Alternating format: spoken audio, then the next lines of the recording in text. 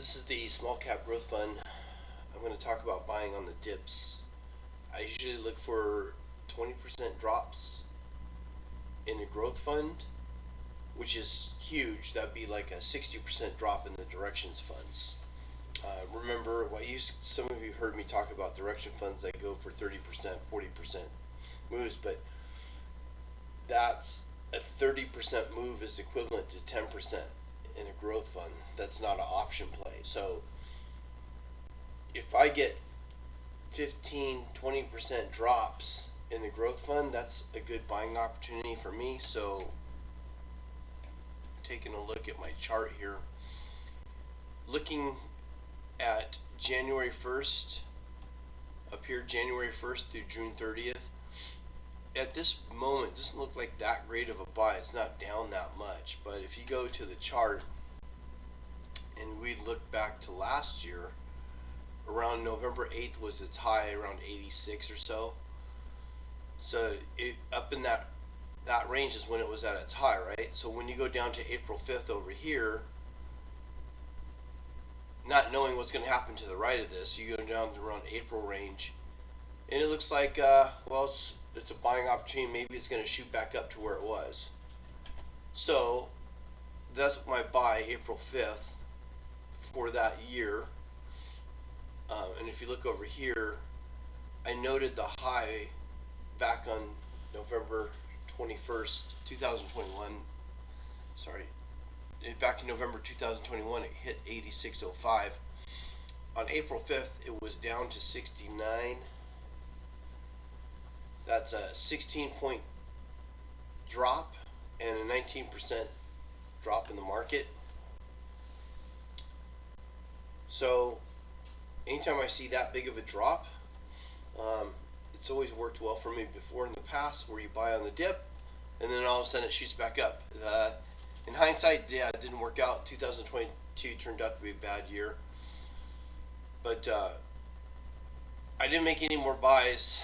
I was holding out for 55, as you may have seen in my videos here, and I fell asleep and didn't make my buy. That's where I was trying to get to, and then since I missed, I figured I just better buy something. I've been accumulating, not buying anything, so I'm going to buy, and I'm buying because I'm 34% down from my high of 86.05, or at least this growth fund is down 29 points from the high, 34% drop in the market. I always go by percentages. That means that my last buy was at 69 on April 5th.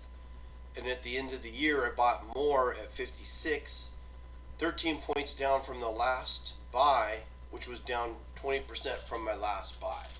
So if I've already bought April 5th, if I'm going to buy more, I want to buy more at a lower price than this. Otherwise, I'm already in at that price.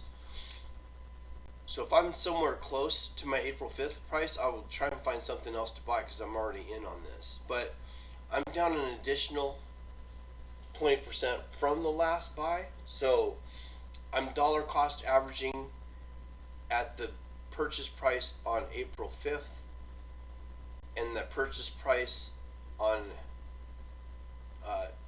12/30. So if I highlight these two, it tells me my average cost is at 63 down here. So my two purchases balance out from 69 to 56 to averaging out. I'm actually buying in at 63.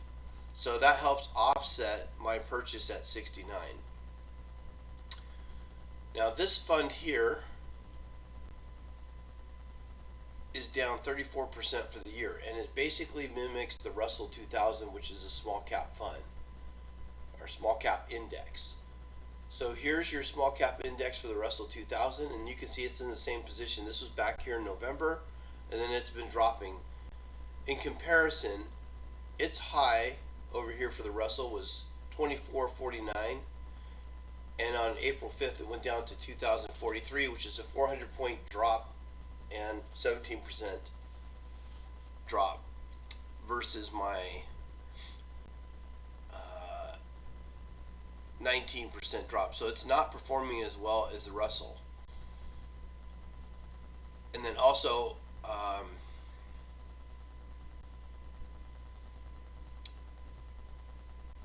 this actually should be high.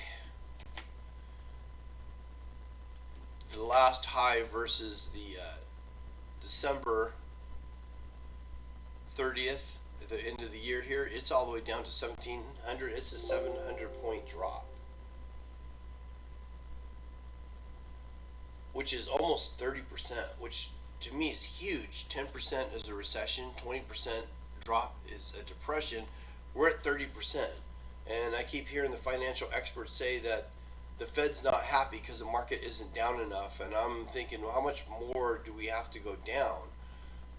Why is the Fed not going to be happy? It's gonna, if this isn't good enough numbers, then they're going to continue to raise the interest rates, trying to drive inflation down. So that's the theory. You drive inflation down by raising interest rates, which typically drops the stock market. So I don't know. You just never know what's going to happen in the next year. So I didn't bet everything on it, but I did accumulate more. I'm dollar cost averaging at a much lower price than it was in 2022 or 2021. So again, go back to my growth chart here. If you were look 2 years back, I bought in April here, and then I also bought here. Both of these prices are less than any price I would have got all in 2021. So I'm buying here, dollar cost averaging into a lower price range here. I'm just dollar cost averaging on the dips rather than to dollar cost average blindly on each paycheck. So as you can see, I buy on the dips, and then I keep accumulating in the money market, and then if it goes down, I'll buy more. Yeah, maybe it's the end of the world and it's never going to come back up again, but if you look over the max years here, every time we've had drops, it's come back. So if you would have just bought in 2001 and you've been holding all this time, you went from 10 to 8 times your money. Okay, again, you can see these significant drops. So when you see these significant drops, it's always rebounded, and hopefully it will again. I don't know if the government needs to see the money back down to here, these lows, but that'd be like 50% off its high. All right, hope that helps you get some tips on dollar cost averaging from the money market into other funds, buying when they're on lows.